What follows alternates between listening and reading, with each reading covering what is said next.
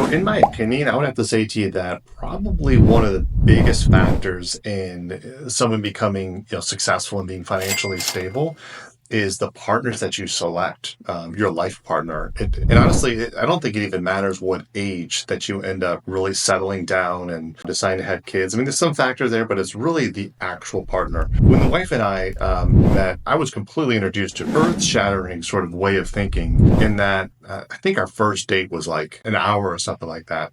And it was just basically an interview process. And my wife was like, look, this is the way it works. Like, if you just want to continue to keep just dating around and you just want to play around or whatever, she's like, I can lock away any attachment that I'll have for you. We can just go on dates and play around and all that kind of good stuff. She's like, but I guarantee you, you being an American, you will get attached to me, and I'm going to be able to walk away with, easily. And it was a pretty cold, hard fact. But her point is that in other cultures, and specifically in her culture, which is the Asian culture, they really marry based on compatibility first, and then all the love and the romance and all this kind of stuff actually comes secondary, which is a really powerful statement. If you think about it, what do we do here in America? We date in high school or we date in college or whatever. We go on a couple of dates and we get some feelings, for one another. And then, just over a period of time, we're like, hey, we really just love this person.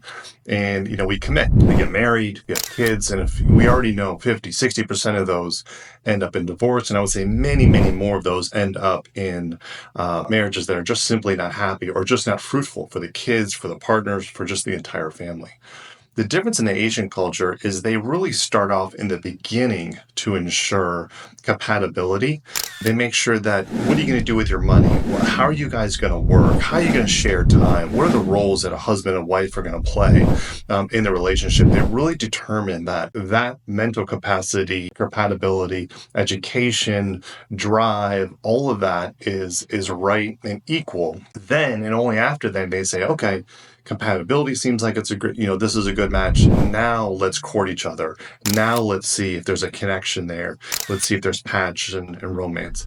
The difference is a relationship that's set up with one goal in mind, two life partners that are going together, chasing the same goal, chasing the same sort of direction, if you will, that also have a connection, emotionally and spiritually, and they have passion, all that kind of stuff. The opposite of that, and it was every relationship before I met my wife, is a relationship that has maybe tremendous amount of passion, but honestly has two partners that are living in two completely separate directions, where one thinks the value of this is important, they go in that direction. The one thinks the value of that is important, they go in that direction, and they constantly fight, bicker, and ultimately that drives and ruins the passion relationship, and it ends up in divorce.